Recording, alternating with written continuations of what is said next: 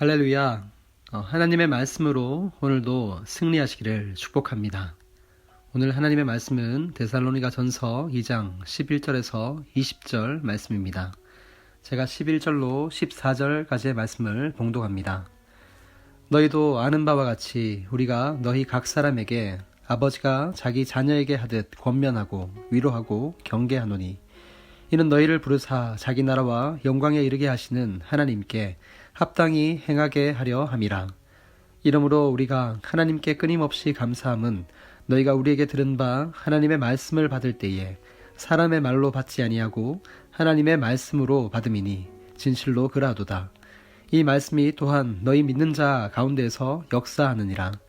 형제들아, 너희가 그리스도 예수 안에서 유대에 있는 하나님의 교회들을 본받은 자 되었으니 그들이 유대인들에게 고난을 받음과 같이 너희도 너희 동족에게서 동일한 고난을 받았느니라. 아멘. 이 본문 말씀으로 하나님의 말씀으로 받으라 라는 제목으로 하나님의 말씀을 증거합니다. 성경에서 믿음을 방패에 비유합니다. 에베소서 6장에서 성령의 전신갑주를 이야기할 때 믿음의 방패를 가져라 라고 말씀합니다. 왜 믿음이 방패가 될까요? 그것은 믿음이 있으면 어떤 사단의 공격에도 방어를 할 수 있기 때문입니다. 결국 이 믿음은 하나님을 의지하는 것을 이야기하고 궁극적인 믿음은 하나님을 가리킨다고 볼 수 있습니다. 창세기 15장에 보면 하나님께서 아브라함에게 나타나셔서 스스로 나는 내 방패요 지극히 큰 상급이라 하셨던 것입니다. 또한 다윗도 사울의 손에서 벗어나게 하신 하나님을 찬양할 때 하나님을 향해 나의 힘이신 여호와여 내가 주를 사랑하나이다. 여호와는 나의 반석이시요 나의 요새시요 나를 건지시는 이시요 나의 하나님이시요 내가 그 안에 피할 나의 바위이시요 나의 방패시요 나의 구원의 뿌리시요 나의 산성이시로다 라고 이 방패 되신 하나님을 찬양하였습니다. 그렇습니다. 우리가 하나님을 믿을 때 전능하신 하나님께서 우리의 방패가 되셔서 우리를 모든 악과 불의로부터 보호해 준다는 사실입니다. 그래서 성도는 믿음의 방패를 가진 것이 참 중요합니다. 하나님을 신뢰하는 믿음이 우리를 호시탐탐 공격하는 세상으로부터 우리 자신을 지킬 수 있는 것입니다. 바라기는 우리 모두가 하나님을 더욱 잘 믿어 이 험한 세상 가운데 좌로나 우로나 치우치지 않는 견고한 믿음으로 늘 승리하시기를 축복합니다. 오늘 본문에서 사도 바울은 계속해서 데살로니가 성도들을 향한 자신의 마음을 표현하고 있습니다. 11절에서 12절 말씀입니다. 너희도 아는 바와 같이 우리가 너희 각 사람에게 아버지가 자기 자녀에게 하듯 권면하고 위로하고 경계하노니 이는 너희를 부르사 자기 나라와 영광에 이르게 하시는 하나님께 합당히 행하게 하려 함이라. 아멘. 에베소 교회를 목회했던 디모데에게 영적 아비가 되었던 사도 바울은 이 데살로니가 성도들에게도 아버지처럼 그들을 대했다고 합니다. 때로는 칭찬하고 또 권면하며 위로와 경계로 그들에게 복음을 전했던 것입니다. 그 이유는 하나님의 나라의 영광에 이르게 하기 위해서 복음에 합당한 생활을 살게끔 하기 위해서였습니다. 사도 바울에게는 언제나 이렇게 구령의 열정이 있었던 것입니다. 하나님의 은혜의 복음을 증언하기 위해 자신의 생명을 조금도 귀한 것으로 여기지 않고 날마다 하나님의 부르심에 순종하여 자신의 모든 삶을 드렸던 것입니다. 그는 참으로 데살로니가 성도들을 사랑했습니다. 17절 또 18절 말씀입니다. 형제들아, 우리가 잠시 너희를 떠난 것은 얼굴이요 마음은 아니니 너희 얼굴 보기를 열정으로 더욱 힘썼노라. 그러므로 나 바울은 한 번, 두 번 너희에게 가고자 하였으나 사탄이 우리를 막았도다. 아멘. 성도를 간절히 보고 싶어 했던 사울의 마음이 잘 나타나 있습니다. 다시 데살로니가에 방문하기 원했지만 어떤 이유에서인지 갈 수 없었다고 말합니다. 그러면서 사도 바울은 데살로니가 성도들을 이렇게 표현합니다. 19절에서 20절 말씀입니다. 우리의 소망이나 기쁨이나 자랑의 멸류관이 무엇이냐? 그가 강림하실 때 우리 주 예수 앞에 너희가 아니냐? 너희는 우리의 영광이요 기쁨이니라. 아멘. 바울의 소망, 기쁨, 자랑의 멸류관, 영광과 이 기쁨은 다름 아닌 데살로니가 성도들이라고 고백하는 것입니다. 여러분, 얼마나 아름다운 표현입니까? 그의 생각과 마음을 잘 알 수 있는 대목입니다. 그에게 있어서 사랑은 딱 두 가지였던 것 같습니다. 하나는 하나님의 복음, 바로 예수 그리스도이셨고, 또 하나는 그로 인해 자신이 복음을 전해야 하는 모든 사람들이었던 것입니다.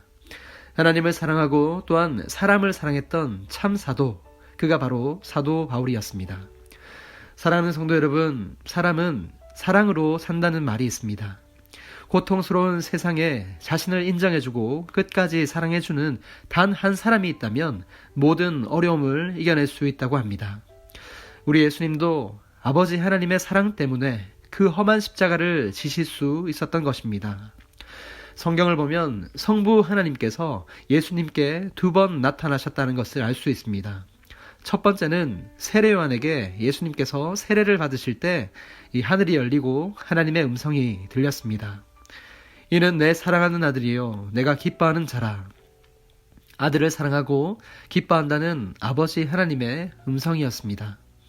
또 두 번째 하나님의 음성은 예수님께서 십자가를 앞에 두고 제자 베드로와 요한, 야고보와 함께 산에 올라갔을 때였습니다. 변화산 사건이라 일컬어지는 그곳에서 베드로와 요한, 야고보 이 3명의 제자들은 놀라운 광경을 목격하게 되었습니다. 예수님의 얼굴이 영광스러운 얼굴로 변했던 것입니다.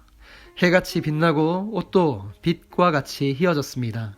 그 순간 모세와 엘리야가 나타나 예수님과 이야기하는 것도 이 제자들은 보게 되었습니다.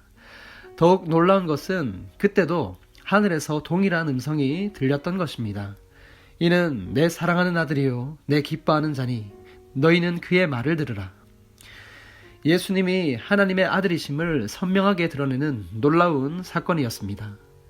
이 두 사건, 예수님의 세례와 변화산 사건을 잠시 묵상해 보면 예수님께서 이 3년의 공생애를 끝까지 완주할 수 있었던 비결이 바로 여기에 있음을 알게 됩니다. 바로 하나님의 사랑이었습니다. 세상 모든 사람이 배반하고 끝내 제자들도 부인하고 저주했을 때 우리 예수님은 하나님의 음성, 내가 너를 사랑하고 너를 기뻐한다 아들아, 이 음성을 기억하고 그 힘으로 끝까지 이 하나님의 뜻 십자가를 질 수 있었다는 사실을 알게 되는 것입니다. 바울도 마찬가지 아닐까요? 그의 삶 속에 수많은 박해와 고난, 헐벗음, 굶주림, 억울함, 이 모든 어려운 상황을 이길 수 있었던 비결은 다름 아닌 예수님의 사랑이었습니다. 지치고 힘들 때마다 예수님이 늘 함께 하신다는 주의 음성을 듣고 그 사랑을 힘입어 자기의 사명, 복음 전도의 사명을 이렇게 다 감당할 수 있었던 것입니다. 그렇습니다. 우리가 살아갈 힘은 다름 아닌 사랑에 있습니다. 오늘도 하나님이 저와 여러분을 사랑하십니다. 때론 우리가 그 사랑이 희미하게 느껴질 때가 있습니다. 그렇지만 그것은 사실이 아닙니다. 하나님의 사랑이 어디에 가장 확실히 드러날까요? 바로 십자가에 있음을 믿으시기 바랍니다.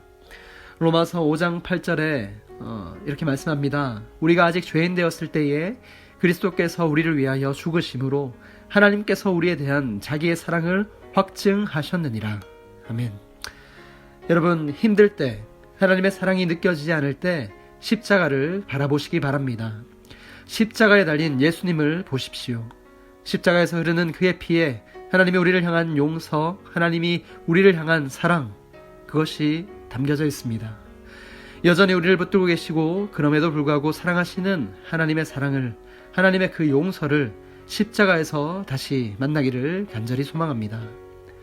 끝으로 사도 바울은 데살로니가 성도들을 향한 마음을 이렇게 나눕니다. 13절 말씀입니다. 이러므로 우리가 하나님께 끊임없이 감사함은 너희가 우리에게 들은 바 하나님의 말씀을 받을 때에 사람의 말로 받지 아니하고 하나님의 말씀으로 받음이니 진실로 그라도다. 이 말씀이 또한 너희 믿는 자 가운데서 역사하느니라. 아멘. 성도들의 견고한 믿음이 바로 여기에 있습니다. 데살로니가 성도들은 말씀에 대한 태도가 남달랐다는 것입니다. 사도 바울이 복음을 전할 때 사람의 말이 아닌 하나님의 말씀으로 받았다는 것입니다. 믿음은 여기에 있습니다. 하나님에 대한 지식은 하나님의 숨결로 쓰여진 성경을 평소 어떻게 대하느냐에 달려있다고 해도 과언이 아닙니다. 신앙의 성장과 성숙은 시간이 아닌 하나님을 향한 마음, 하나님을 향한 태도에 달려 있음을 기억하시기 바랍니다. 사랑하는 성도 여러분, 성경을 사랑하시기를 축복합니다. 성경에 하나님의 마음과 생각, 우리를 향한 하나님의 사랑과 뜻이 다 담겨져 있습니다. 너무나 분명하고 정확한 하나님의 마음을 이 특별 계시인 성경을 통해 알아가고 삶 속에 충만하게 누릴 수 있기를 축복합니다. 매일매일 교회를 위해 기도하고 또 담임 목사님을 위해 기도하십시다. 그리하여 우리 모두가 데살로니가 성도들처럼, 아니 그들보다 더욱 하나님을 깊이 알고 하나님과 동행하여 날마다 믿음으로 승리하는 말씀의 사람, 기도의 사람, 성령의 사람 다 되시기를 우리 주 예수님의 이름으로 축복합니다. 사랑의 하나님 아버지, 오늘도 하루 만나를 통해 우리에게 하나님의 뜻을 들려주시니 참으로 감사드립니다. 지금도 살아서 역사하시는 하나님을 이 성경 말씀을 통해 알게 하시고 듣게 하시고 보게 하시니 감사드립니다. 사도 바울처럼 복음에 합당한 삶을 살게 하옵소서. 늘 하나님을 경외하며 공동체를 사랑하는 마음으로 살게 하소서. 하나님의 말씀을 엄중하게 듣고 삶을 살았던 데살로니가 성도들처럼 우리도 하나님의 말씀을 그 어떤 세상의 소리보다 귀히 여기며 사모하는 마음으로 살게 하옵소서. 그리하여 견고한 믿음의 방패로 세상의 모든 어려움을 이겨내며 오늘도 살아갈 수 있도록 인도하여 주옵소서. 우리에게 복음의 능력을 회복시켜 주시어 하나님의 사랑을 증거하는 주님의 증인으로 살게 하옵소서. 모든 것 감사드리며 귀하신 우리 주 예수님의 이름으로 기도드립니다. 아멘.